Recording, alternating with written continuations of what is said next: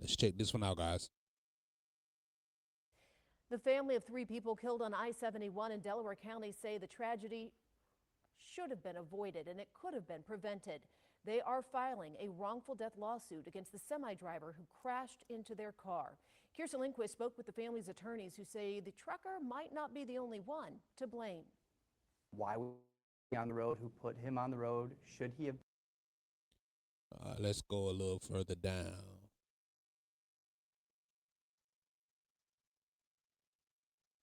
Why was he on the road? Who put him on the road? Should he have been on the road at all? So many questions still unanswered after a young family was killed on I-71 in April. Luke Saposky, his wife Linnea, and their 1-year-old son Logan were sitting in traffic when prosecutors say a semi-truck slammed into them, killing all 3.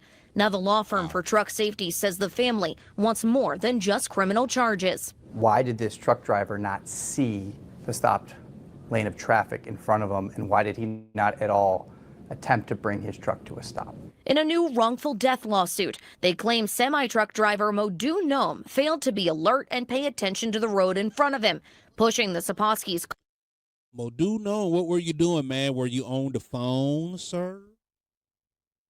Modu, no. car and others into the median.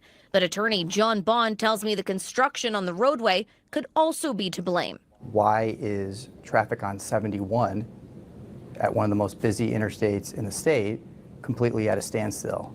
All right, he's asking a lot of questions. What's up with the construction on the road? Why is there so much construction? Why is traffic at a standstill? Why? Traffic isn't moving along.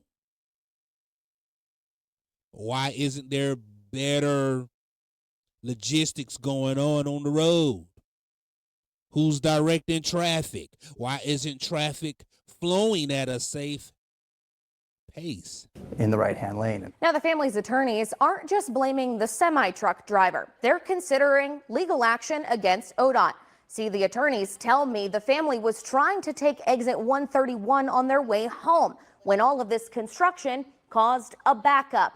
Hey, and truckers, we see this all the time, right? We'll be in whatever town we're traveling through, and there is construction up the wazoo, right? They got all type of lanes blocked up. They got all type of lanes switching from lane to lane, cones all over the place, man. You don't know what the heck is going on. You know, they got traffic so messed up, man, to where the exit that you have to take is blocked up. You may have to go up to the next exit, maybe even do a loop around. Hell, you can't even loop around, man. You gotta go 10 miles up the road just to come back. It's a mess out there. Who's in charge?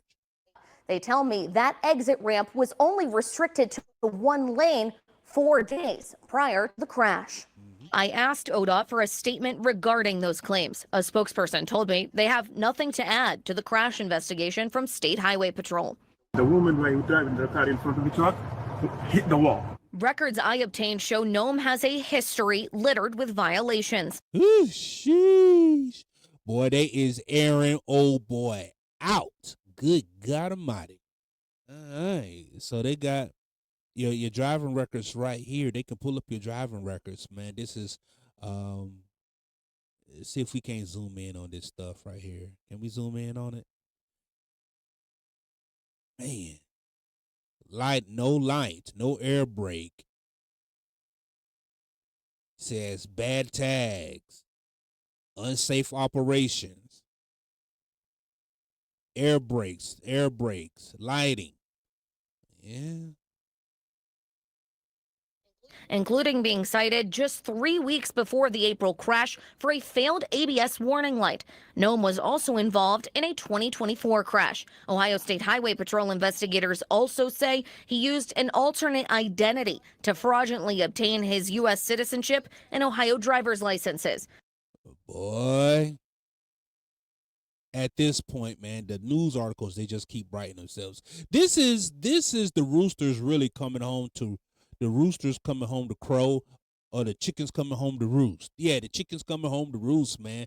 Like, this is a byproduct of trying to get cheap labor, right? Man, the industry is really stuck in a hard place, right? Because they want to bring in cheap labor. I understand that this is a business. You got businesses trying to operate a successful business, and they want to try to cut costs. The highest cost for most businesses is labor, right? We're trying to bring down the cost of the labor, right? We're trying to bring down the cost of the labor. The labor comes from humans, right? Americans aren't necessarily going to bring their costs down because Americans are skilled. They got knowledge, they got wisdom, they got know-how, they got skills. They're going to demand top dollar. They're going to demand top wages. But if you could get somebody from, let's say, where this guy's from, Haiti, you could charge you can pay him, half of what you would pay an American driver, maybe even a quarter of that, right? Right? If he's from Jamaica, you can pay him half, right? If he comes from the Caribbean, you could pay him half, right? Than what you would pay an American driver. I mean, that just make business sense. I mean, I get it. I get it. But damn, at what expense will you bring in cheap labor? Because the end result is lives, the safety of the public. That's the end result. You're bringing in these people who are unqualified. You're bringing in these people who are unqualified, unskilled. And this is the end result. It may seem like anybody can do this job. It may look like on surface anybody can drive an automatic truck. Can you drive a car? Can you drive a school bus? Shit, combination vehicle. You stay behind the wheel long enough. You can drive. But this is what we do know. Everybody is not skilled enough to drive a truck. There are some soft skills that comes with driving a truck. Patience. There is a industry saying that you got to hurry up and wait. Hurry up and wait. That is a thing. Soft skills. There have been many times, man, I would get out my truck and I will pull my brake, get out the truck, pull the brake, get out the truck, and I will start directing traffic myself. Like, hey, I need you to go over here. I need you to go over there. Hey, as a matter of fact, hey, sir, could you go ahead and could you put your blinkers on for me? You stay right there, put your blinkers on while I make this turn. I do that all the time. I do it all the time. Put my yellow vest on, get out there, start directing traffic, man. You got to have people skills. You got to have patience and some people skills. When you send people out there who barely even speak English and they come from a place in a country where it's always rah, rah, rah all the time, very aggressive in their approach and in their tone, this is your end result. Now, the law firm representing the Saposky family says all parties need to be held responsible. This is, for this family, not about money.